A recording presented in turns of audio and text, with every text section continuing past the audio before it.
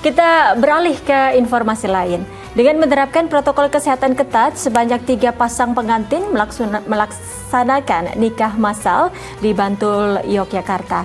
Nikah massal gratis tersebut digelar sebagai kampanye taat protokol kesehatan.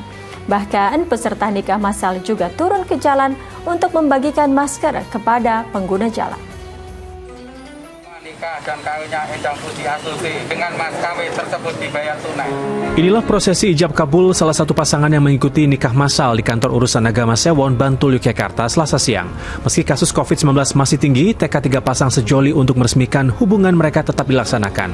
Namun sebagai syarat pranikah, mereka harus mengantongi surat bebas COVID-19.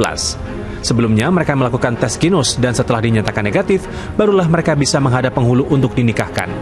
Meski berlangsung sederhana, protokol kesehatan tetap diterapkan dengan memakai masker dan sarung tangan saat proses ijab kabul. Menurut protokol kesehatan bagus, itu harus penting karena utama untuk kesehatan, untuk protokol karena dalam pandemi ini kita harus bisa jalan seleksi lah dalam kesehatan. Acara nikah massal ini sebagai kampanye terkait pentingnya mentaati protokol kesehatan di tengah ancaman COVID-19. Bahkan ketiga pasang pengantin ini pun turun ke jalan untuk membagikan masker kepada pengguna jalan. Ini kita menyadari bahwa setelah adanya vaksinasi ini ternyata tren COVID masih cukup tinggi dan prokes masyarakat sudah mulai agak lupa. Kami terapkan ini mengingatkan masyarakat kembali untuk selalu mentaati prokes. Dalam pelaksanaannya, pasangan nikah massal ini tidak mengeluarkan biaya apapun dan mendapatkan semua kelengkapan nikah secara gratis, mulai dari cincin nikah hingga mas kawin seperangkat alat sholat, serta mendapatkan beras 5 kg. Masud Falafi melaporkan dari Bantul, Yogyakarta.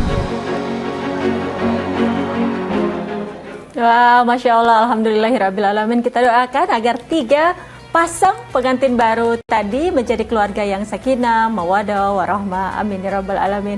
Ustaz, melihat prosesi pernikahan tadi, walau sederhana tapi cukup hikmat, apa saja bekal yang mesti disiapkan calon pengantin dalam mengarungi bahtera rumah tangga, Ustaz, selain tentunya persiapan pernikahan secara teknis? Ya, ini luar biasa Mbak Utri, kita layak apresiasi.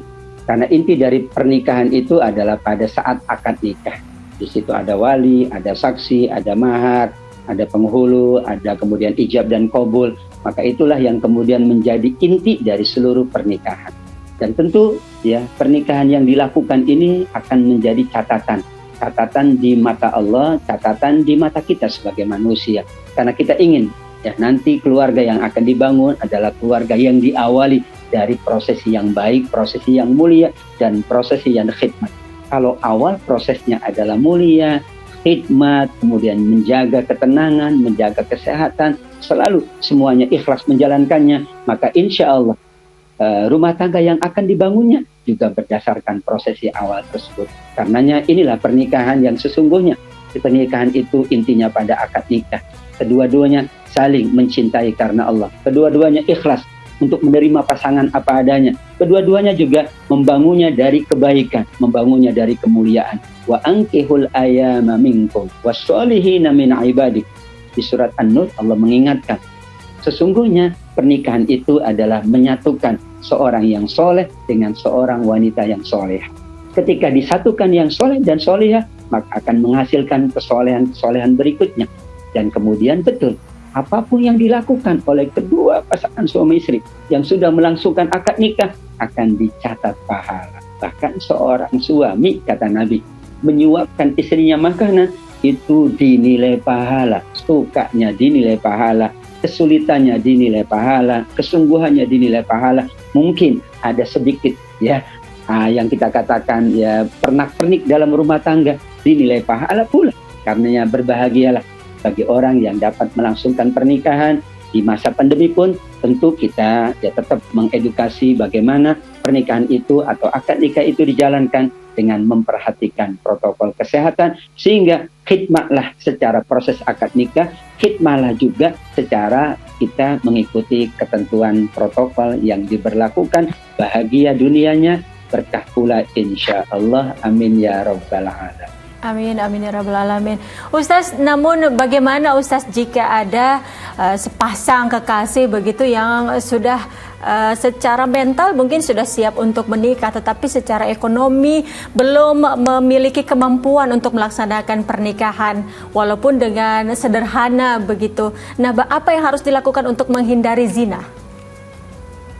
Tetap saja seseorang selalu berusaha ikhtiar, yaitu ikhtiar dia merencanakan pernikahan dengan lebih baik. Tentu dengan menyiapkan tadi secara ekonomi memang belum, maka dia persiapkan.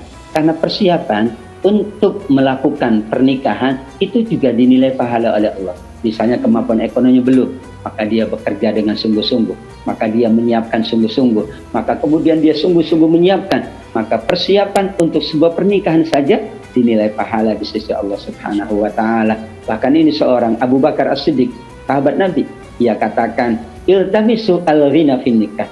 Jika Anda ingin dipenuhi kebutuhannya oleh Allah, maka itu ada di dalam pernikahan. Allah akan bantu semua yang ingin mensucikan diri, menjaga kehormatannya dari perbuatan zina, dari perbuatan yang tercela, dengan melangsungkan pernikahan atau mempersiapkan pernikahan, maka Allah akan memberikan bantuannya.